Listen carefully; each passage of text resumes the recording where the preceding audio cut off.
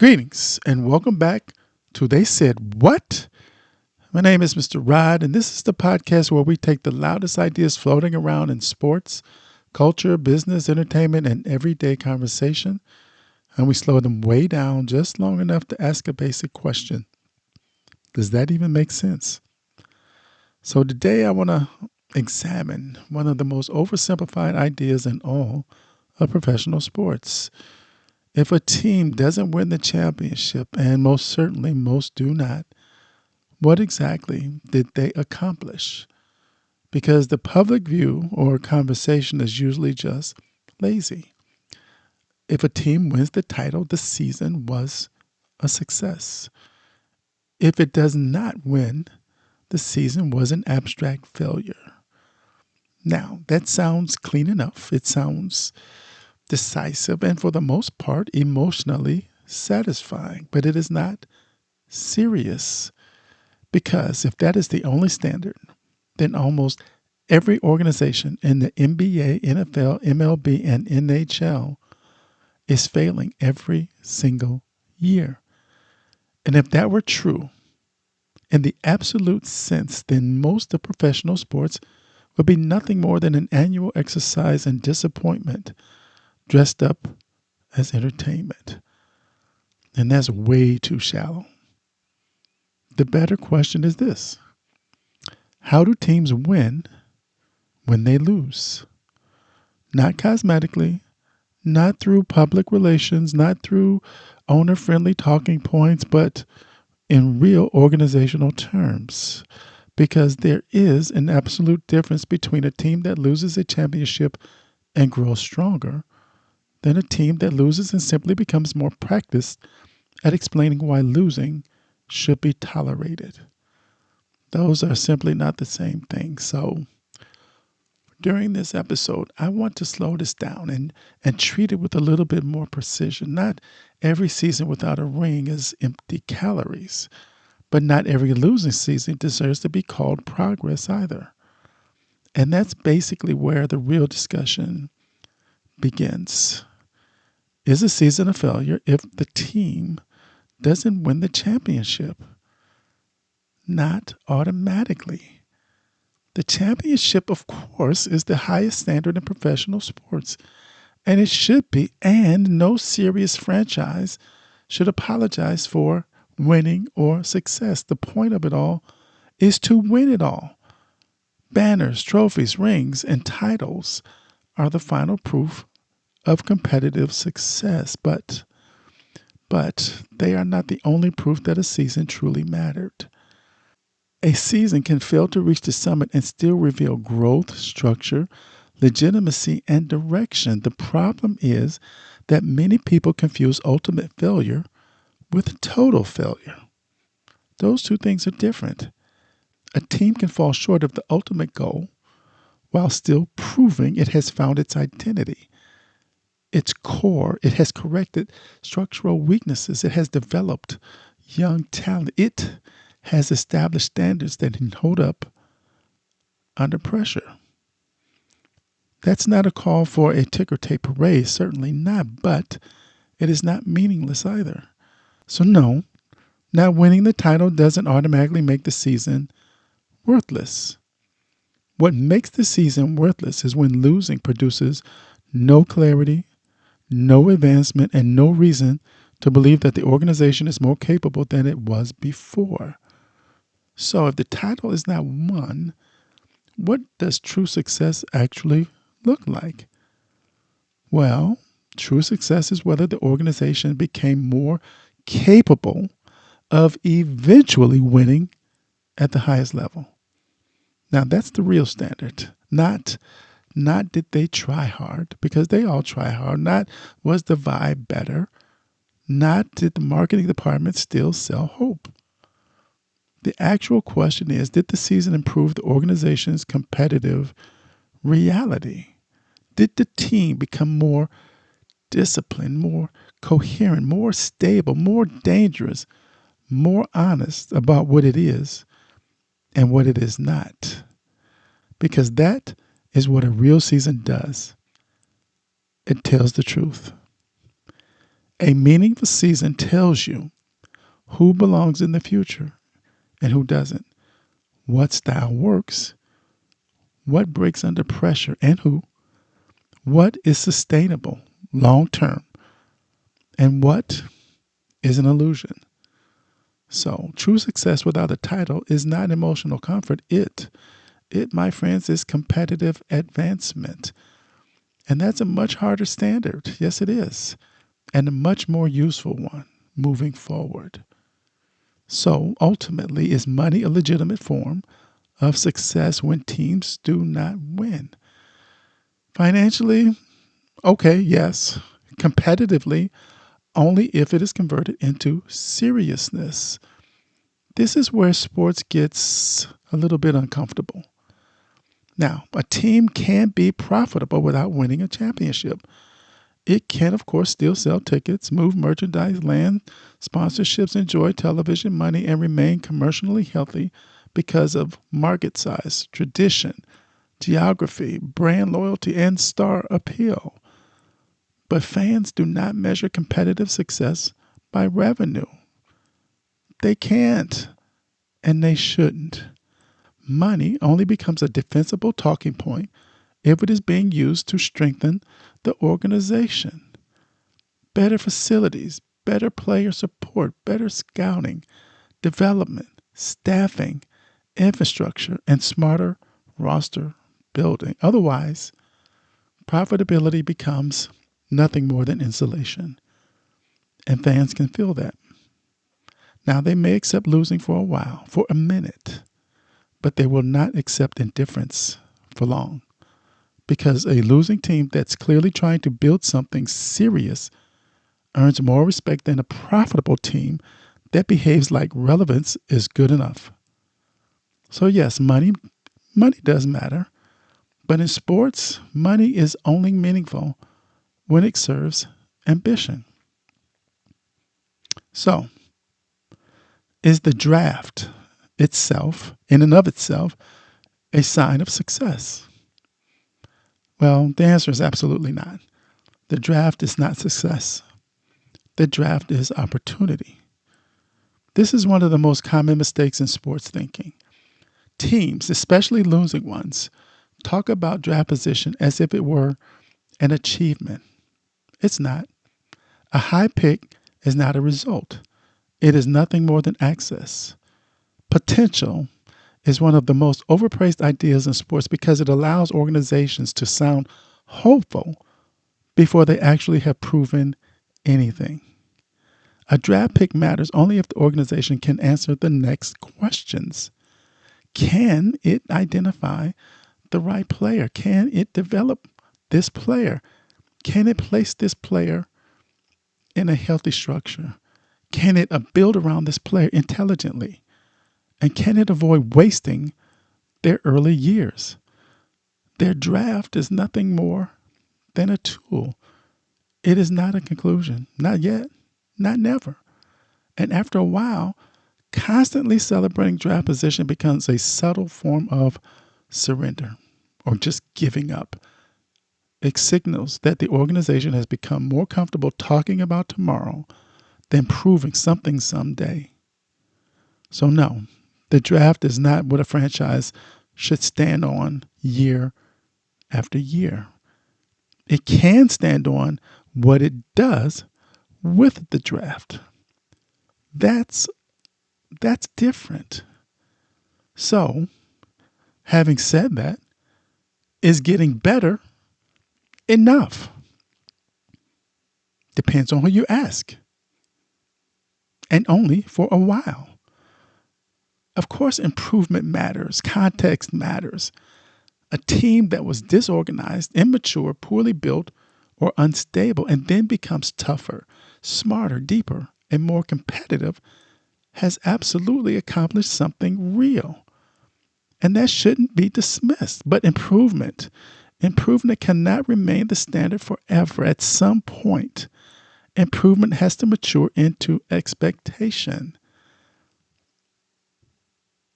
That's the transition every serious franchise must eventually make from rebuilding to competing, from competing to threatening, from threatening to expecting, and from expecting to delivering.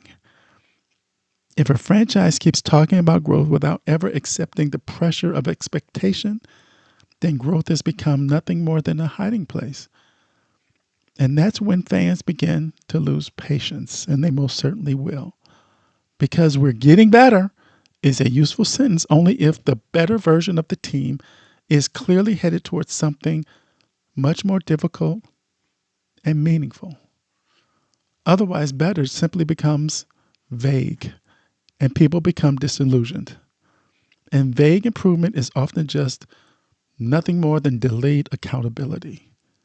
So, what can a coach or a manager legitimately stand on without a championship? Well, a coach can stand on transform standards. That's the cleanest answer. Not slogans, speeches, or standards. Did players improve under their leadership? Did the team become more organized? Did attention to detail improve? Did effort become more consistent?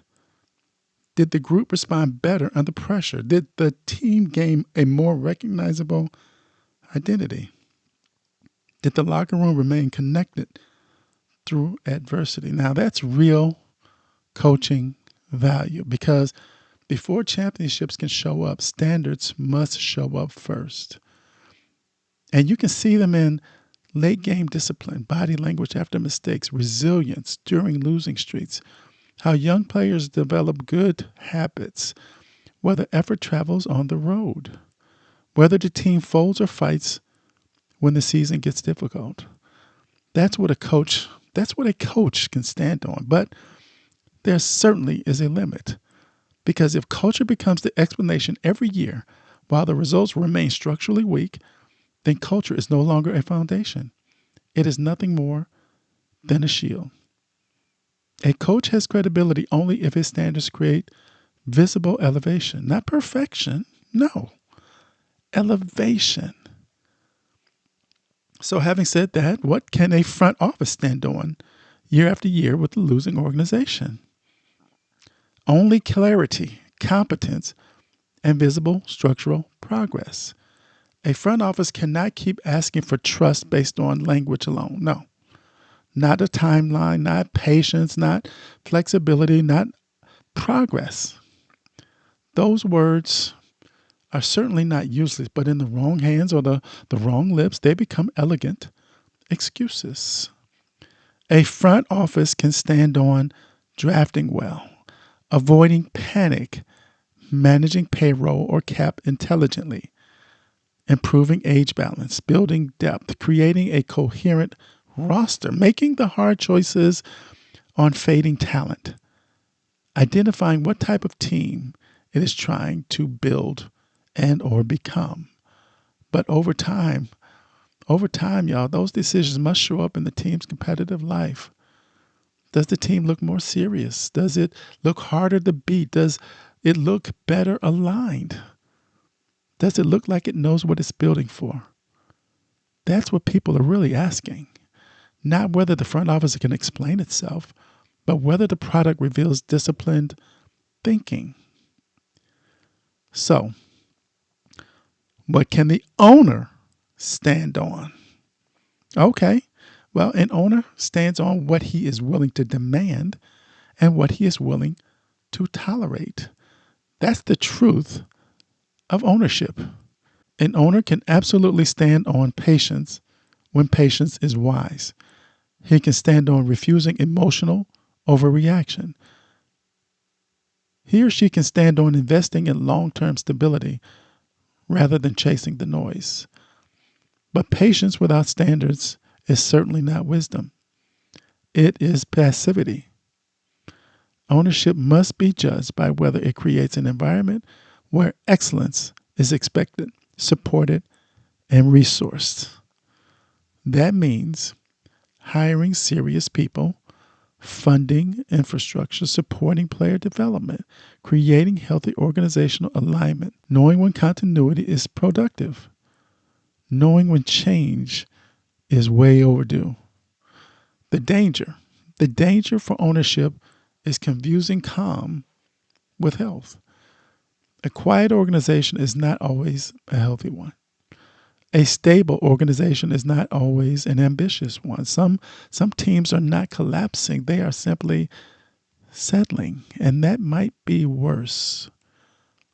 So, ultimately, how do teams actually win when they lose? They win when losing produces truth and truth produces action. That's the cleanest definition that I can give. A team wins while losing when the season reveals something essential.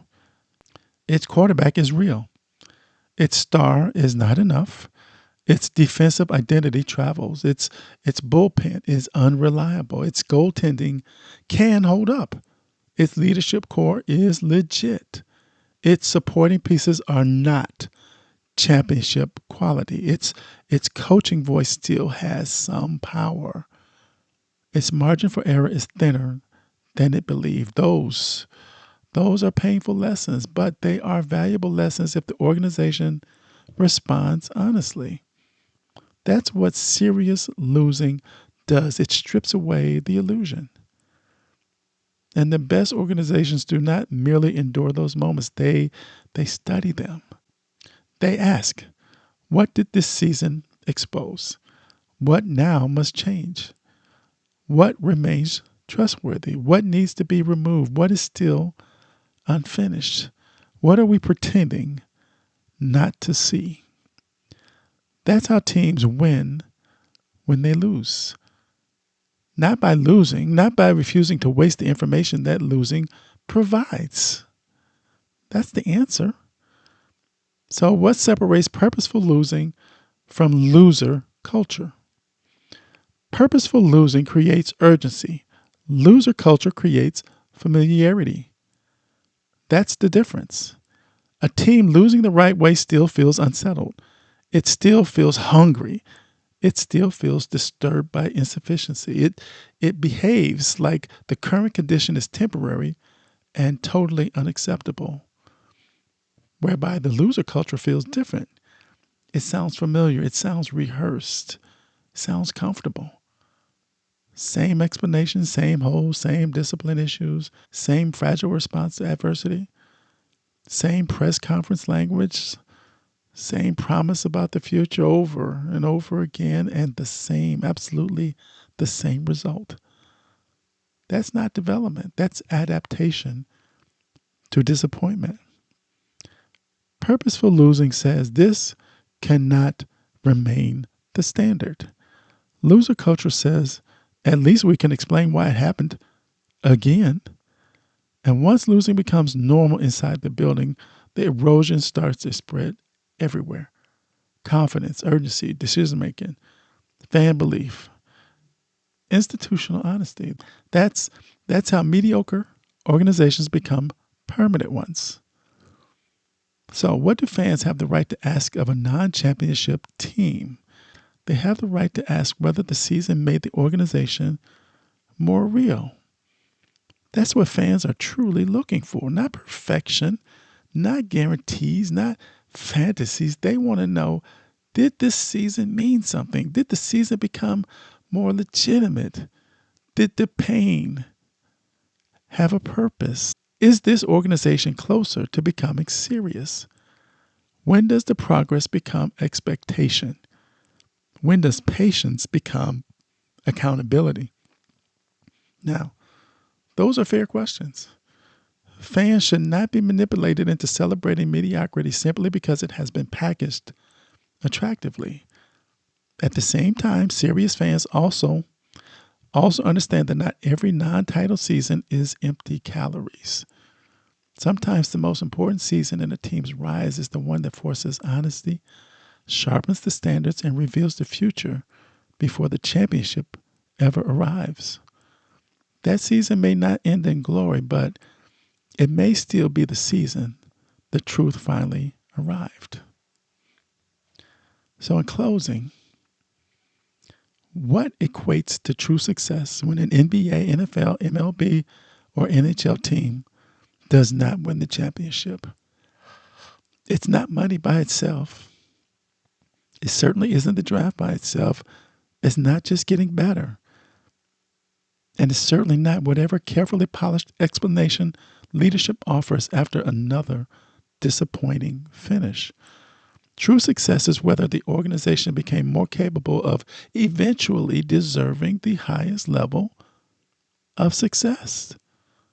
More honest, more disciplined, more coherent, more demanding, more resilient, and way more aware of what it actually is. That's what a coach can stand on. That's what a front office can stand on. That's what ownership should be judged by. Because in professional sports, losing doesn't automatically suggest or mean failure.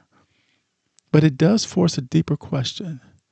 Did the loss sharpen the organization or simply teach it how to live with less? That is the dividing line.